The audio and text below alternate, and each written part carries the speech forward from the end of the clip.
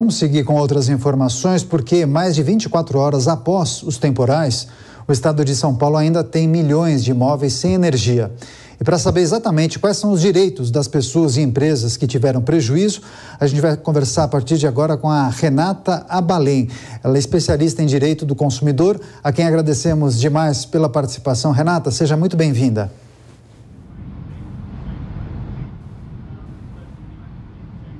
Emissora, gosto muito de falar e muita gente nos assistindo agora, principalmente porque esse assunto é um assunto extremamente nevrálgico. Nós estamos aí na véspera do Enem e você imagine essa garotada que se preparou, as famílias todas que estão imbuídas nesse momento tão especial, que é um divisor de águas, correndo o risco de não conseguirem fazer as suas provas por falta de energia. Pois é, a gente vai tratar da situação que envolve os estudantes daqui a pouco, mas a gente tem visto uma situação extremamente difícil e delicada para o paulistano, sobretudo nas últimas horas. As consequências do mau tempo, da tempestade, a gente ainda pode observar e perceber pela cidade, bairros inteiros ainda sem energia elétrica. Agora, para começar, pensando no morador, na pessoa física, quais são os direitos do cliente da companhia de energia elétrica? O não fornecimento de energia por um período pode ser descontado na próxima conta e eventuais prejuízos podem ser indenizados?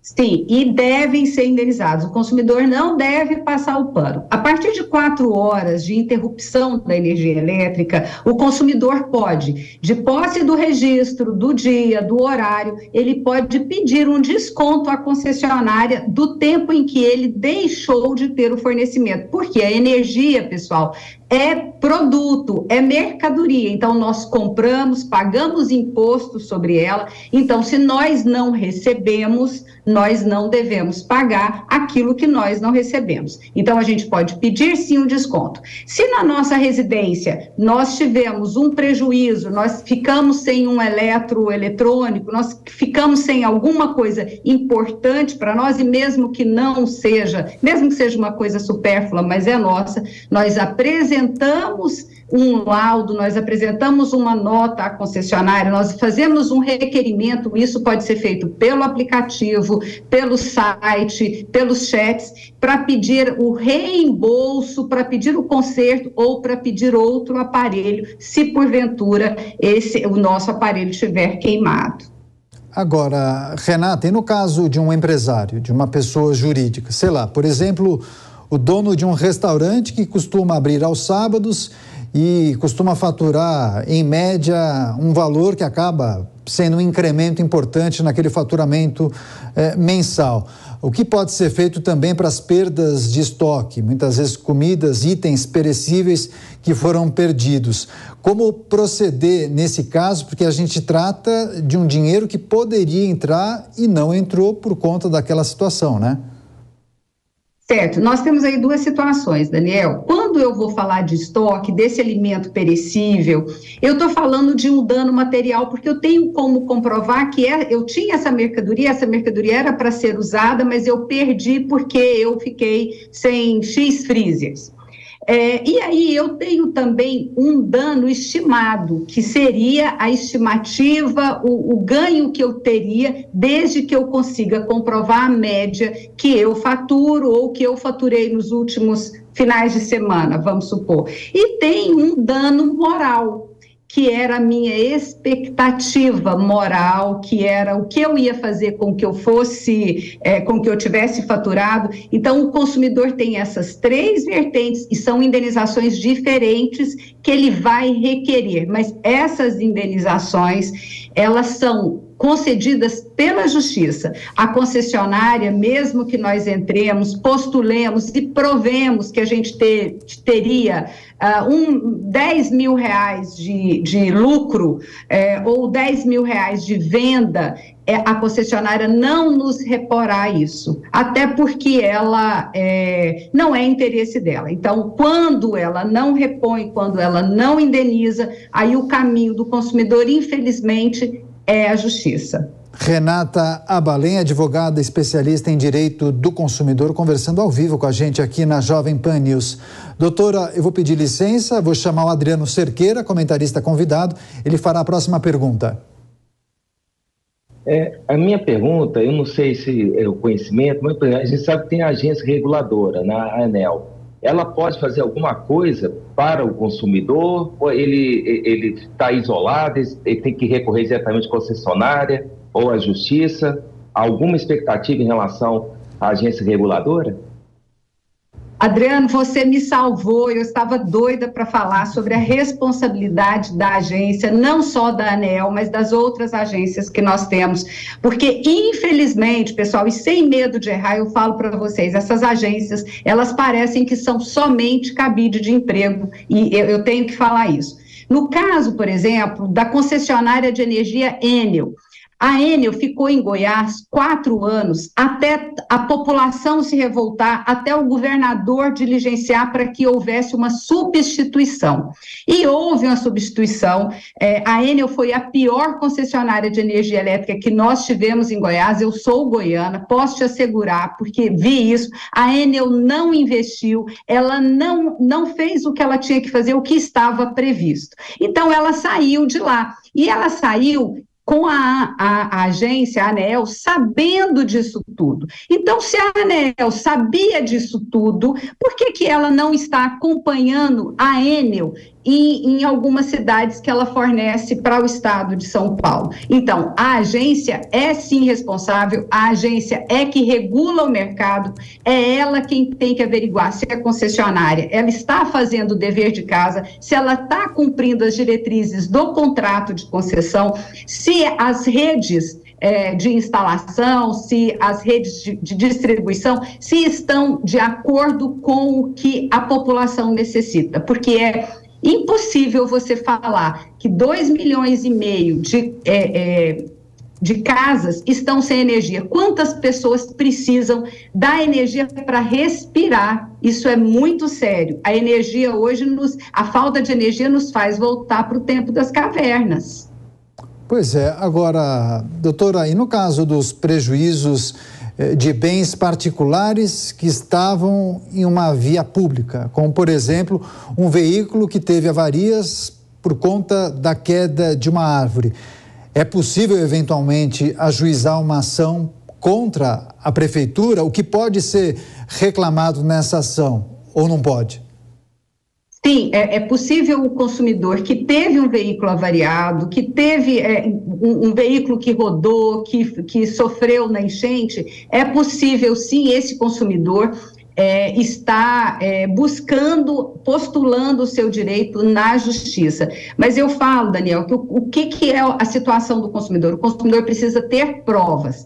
De posse de provas, de posse de documentos, ele consegue muita coisa. E o que acontece conosco, brasileiros? Nós somos muito pacíficos, nós deixamos para lá, nós passamos o pano na gíria e nós pouco reclamamos os nossos direitos. Olha, para você ter uma ideia, num colapso dessa magnitude, eu falo para você assim, que isso, por estimativa, nem 5% dos consumidores vão reclamar. Isso é muito pouco, muito pouco.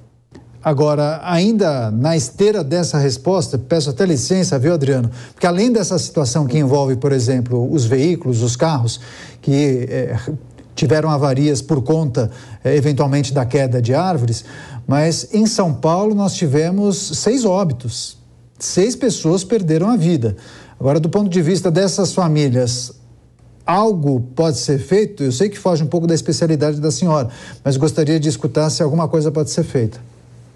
Olha, é uma triste notícia, é uma infeliz notícia, mas sim, as famílias podem buscar uma reparação, podem buscar uma indenização pela perda dos seus queridos, em razão de má prestação de serviço público, porque mesmo que seja a prefeitura, ela em determinadas funções, ela é uma prestadora de serviço público. Então, sim, o consumidor pode ir atrás não é uma ação que vai acontecer pelo rito consumerista, é uma ação que demanda provas, demanda laudos, e aí vai expectativa de vida, é uma situação um pouco mais demorada, um pouco peculiar e é caso a caso. Então, os entes queridos, né, que perderam os seus queridos, podem sim entrar com uma ação contra a prefeitura. Mais uma pergunta, Adriano Cerqueira. Com relação a essa questão, né, do direito do consumidor, a gente vê há muitos anos isso sendo debatido. Pelo seu conhecimento profissional, tem melhorado a postura do brasileiro em relação a buscar os seus direitos? Ou tem ficado uma situação marginal, é sempre poucos, assim, as coisas tendem a persistir? Mais para ter uma ideia de como que está o histórico dessa situação. Adriano, nós não podemos falar que, assim, grande maioria da população dos consumidores desconhecem a legislação e desconhecem o que podem, o poder que eles têm na mão. Outro grande, o grande número de pessoas que já foram à justiça, já buscaram socorro judicial, acaba naquela situação da demora da prestação de serviço jurídico, da prestação do serviço jurisdicional, porque a justiça é lenta. As pessoas que buscaram a ajuda dos PROCONs, em alguns estados os PROCONs funcionam muito bem, em algumas cidades também, em outros não. Então, isso tudo é uma roda muito difícil de rodar. Agora, o que nós consumidores temos aprendido a fazer? Nós temos ido para o Reclame Aqui. Então, as pessoas acham mais fácil colocar suas reclamações numa plataforma digital, e é mesmo, que elas não precisam sair de casa, mesmo que não ganhem nada com aquilo, elas preferem muito mais comentar nas suas redes sociais, marcar os fornecedores, do que buscar a justiça. Por quê? Porque, vou repetir, a justiça é lenta e os PROCONs, às vezes, não funcionam como deveriam funcionar. Até porque, imagina uma cidade do tamanho de São Paulo, imagina o número de consumidores prejudicados com essa situação da falta de energia, o qual a demanda é uma demanda que precisaria de 10 PROCONs para dar conta. Agora, doutora, tenho mais uma questão, inclusive a editora do jornal, a Beatriz Oliveira, me passou há pouco uma informação, uma fala, um comunicado, na verdade, do governador de São Paulo, Tarcísio Gomes de Freitas, informando que cerca de 1,5 milhão de pessoas estão sem água no estado de São Paulo, inclusive a Sabesp, que é a empresa fornecedora de água e que também cuida do tratamento de esgoto. Já falei em economia de água. É a mesma situação que envolve a concessionária de energia elétrica ou há alguma diferença nesse caso?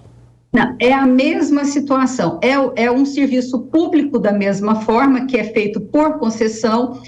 No caso da Sabesp, não é concessão porque é uma empresa estatal, mas ela tem para com o consumidor, ela está para com o consumidor como uma fornecedora de serviços. Então, se ela deixou de fornecer os serviços, independente do motivo, o consumidor pode sim acioná-la, pode sim buscar a reparação. Nesse caso, tem uma situação muito interessante, que quando a falta d'água, e a falta d'água vem nos canos, e aí são longos canos, quando a água chega, existe a questão do ar, e aí ao invés de ser cobrado a água, é cobrado o ar. Então tem uma discussão bastante interessante sobre essa parte aí, mas isso aí demanda também um laudo, mas o consumidor fique atento, porque ele pode sim buscar essa reparação. Só para encerrar, doutora, na eventualidade de cidadãos que tiveram algum tipo de prejuízo em suas residências ou nos seus automóveis, muitos têm pressa em fazer o reparo porque precisam se utilizar daquele bem. E aí acabam fazendo isso de forma emergencial e pagam do próprio bolso ou acionam o seguro.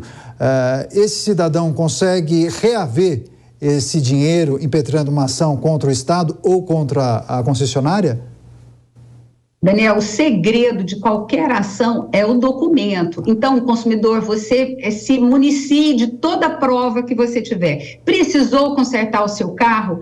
Faz, mas pega 3 orçamentos, pega os orçamentos com data correta, pega a nota fiscal do que foi necessário comprar, e sim, quando você for ajuizar uma ação ou quando você for fazer um requerimento administrativo, você está lá com toda a sua documentação provando que aquilo ali não é fraude, provando que você não consertou o carro em vão, provando tudo isso. Então, o núcleo do seu sucesso judicial são as suas provas. Tá, a senhora mencionou a questão que envolve a plataforma. Muitas pessoas acabam optando em reclamar nessas plataformas que não tem ligação nenhuma com o Estado. Agora, em linhas gerais, essas ações são muito demoradas e qual é o percentual de sucesso? Daniel, isso é tão assim, nós estamos falando para o Brasil inteiro, então eu vou te dar alguns parâmetros que eu tenho acompanhado. Por exemplo, em Goiás, você vai mover uma ação contra uma concessionária de energia, então você num juizado de pequenas causas, você não consegue um sucesso definitivo com menos de 3 anos. Em São Paulo, você consegue 2 anos e alguns meses. No Rio de Janeiro, às vezes, você tem uma rapidez que até assim, você assusta para o bem, e outras vezes demora demais. Então, isso depende muito para onde vai a sua ação, como é que é o rito, as provas que você tem, se você tem o sucesso de ser marcado uma audiência rápido. Então, isso infelizmente, você não tem um parâmetro de falar que no Brasil é assim, em todo lugar. Infelizmente, não é. O que é ruim, né? A previsibilidade ajudaria demais, né, doutora? Pois é, a gente quer agradecer demais a sua participação, parabéns sempre por suas intervenções aqui no Jornal Jovem Pan e também nos demais programas. Até uma próxima, boa noite. Muito obrigada, Daniel, obrigada, Adriano, foi um prazer falar com vocês e sucesso para os consumidores de São Paulo que estão vivendo uma noite muito escura, né, gente? É verdade, sem dúvida. Até uma próxima.